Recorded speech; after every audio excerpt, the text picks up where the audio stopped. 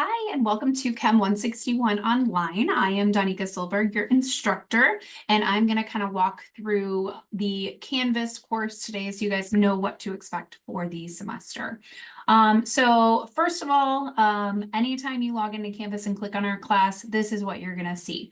It takes you straight to the modules page because that's where everything is at, and your announcements will be at the top. I will be posting announcements weekly so you know what you should be working on. And this is where really any other important information is going to be. So make sure you have your notifications for this class turned on. I'll send probably 1 to 2 announcements a week, depending. So keep a lookout for those. Okay. So you guys are going to start in the Getting Started module, hopefully starting on Monday. There's a little to-do list that is what you should do, essentially read through the syllabus. That's in simple syllabus over here, and I'll go through that in a separate video. Click through the rest of this module just by hitting next here. And then if you need to, also the student handbook, tech support, and student support services are linked. So I'm just going to keep clicking through here. This video itself is going to replace the one I have here from summer 24. And it talks a little bit about what to expect for this class. So to actually make it through this class, what you're going to want to do is every module every week, and the modules do not necessarily correspond with the weeks. Some take longer, some take shorter times. You want to watch the lecture videos and take notes. Okay, I will provide you with a guided notes packet. I highly recommend you print it off. Watch the lecture videos, pretending like you were in lecture. If I say pause to try something, pause to try something. And then after you get through the notes, you should work on the practice. So there's an active chemistry, which is a program that I use for you to do formative practice before we get to the exam. Gives you multiple tries, gives you individualized feedback based on what you did incorrectly. And it's kind of all types of practice questions for that unit. And then most of the modules also have a practice worksheet. This is a show your work style worksheet where you will upload your work. I can give you feedback as long as you upload it on time. And then you can use that to hopefully get better and understand before you get to the exam. The exams themselves have to be taken in the testing center. If you are not on campus or if you are not near Lincoln or Pontiac, talk to me, but you do have to be on campus at least once a week for lab anyway, so you could schedule your exams kind of along those lines with whatever times work for you. If for some reason the testing center doesn't have a time that works for you, just talk to me and we'll get something worked out. Okay, again, I'll go through the syllabus here in a separate video, but what you see here is everything you're going to be learning this semester, broken down by module. These are the course learning objectives, or the ones that are listed in the syllabus, and these are like exactly what you're going to be doing. So for example, on exam 1 is all of these module learning outcomes for modules 1, 2, and 3. So this is everything we're going to be doing. I'm going to keep clicking through. The next thing is kind of a condensed calendar. So you will see this in the syllabus as well. This one is up to date, so I would print this so that you've got it right next to you, you know when all your due dates are. I will never move a due date up. If we're running behind on something, I might move run later, but you can go to this and this is pretty much accurate for everything we're going to be doing this semester. Okay, so it talks about exactly what we're going to be studying. If you have a worksheet, it's in blue. If you have an active chemistry, it's in green. And then we'll get to the group quizzes that we do before each exam.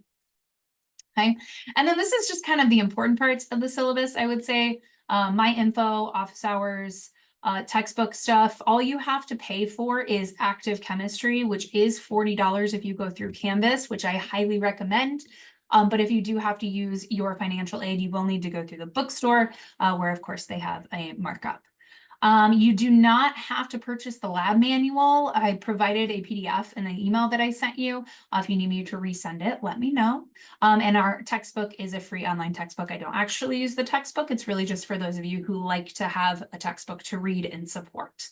And you definitely need a calculator, a scientific calculator. If you have not already purchased one, I recommend getting a TI 89, especially if you're going to be taking Gen Chem 2. Just makes your math a whole lot easier whenever we're doing algebra. If you don't have the funds to purchase TI 89 or anything like that, no big deal. Let me show you one that's just fine for this class.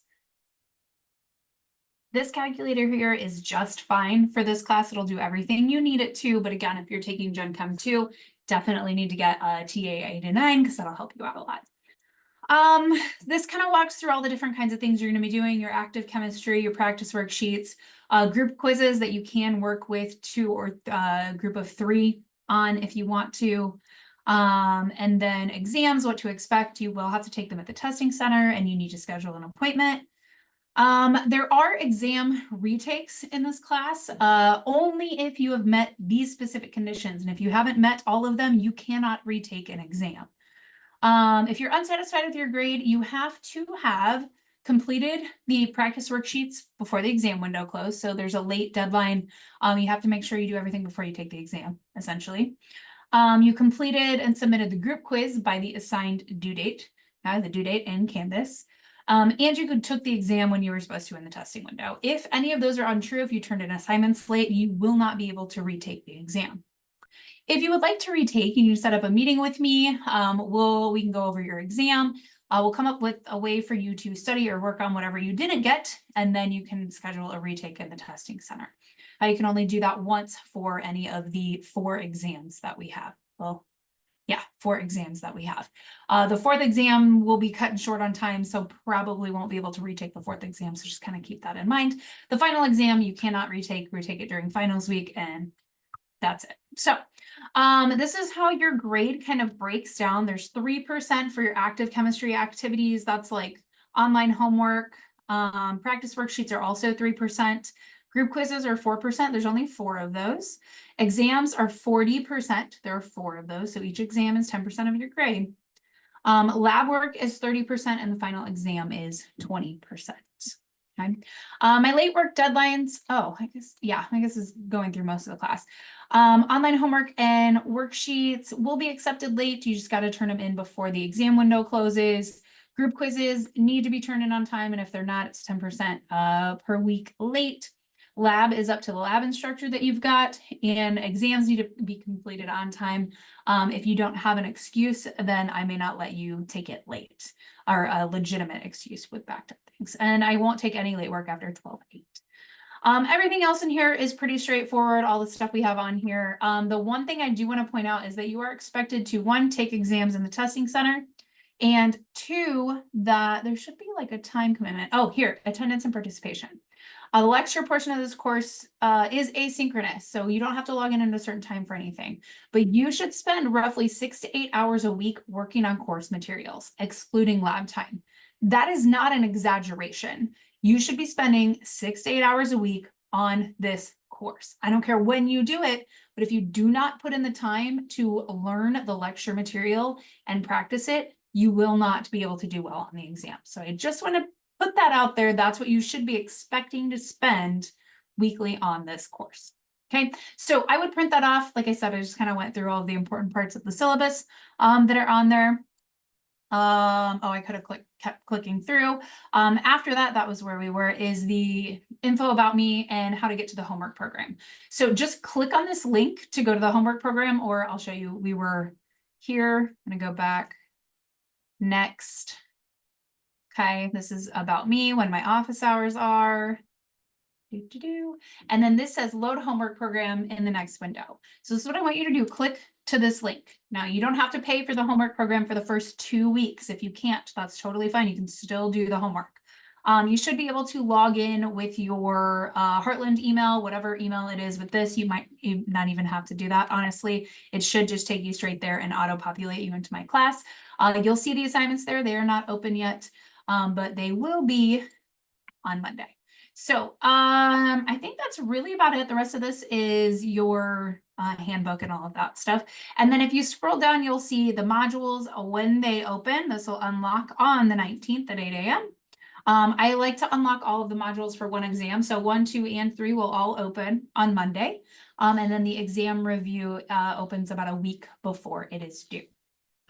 So that's kind of all the important stuff is going to be posted right there. I would again go read the simple syllabus, and you can check out the assignments or whatever it is that you want to, but shoot me an email either on Canvas or in my regular email. They both go to the same place for me if you have any questions, and I am looking forward to seeing you online.